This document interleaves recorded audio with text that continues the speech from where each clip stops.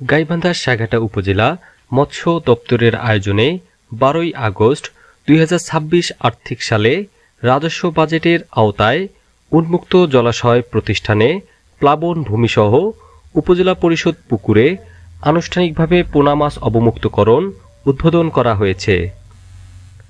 উদ্বোধন করেন উপজেলা নির্বাহী কর্মকর্তা মীর মোহাম্মদ আল কামহা তমাল ও জেলা মৎস্য অফিসার আব্দুর রাশেদ।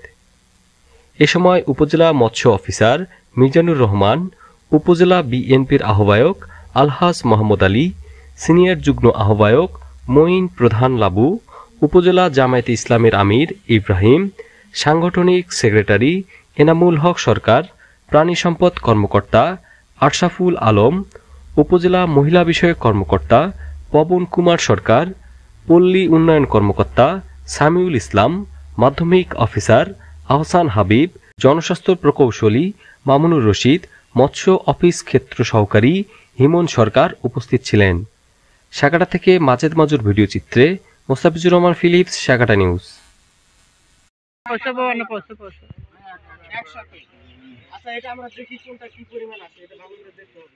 6.5 কেজি আছে, দেখো তো, হিসাব করো 6.5 কেজি কয়টা আছে।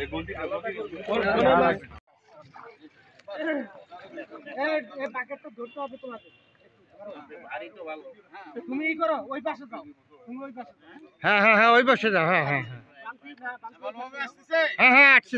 আচ্ছা, আসছে।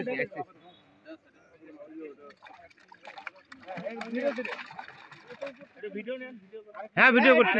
আরেক দফা দেন, এখানে আরেক দফা দেন।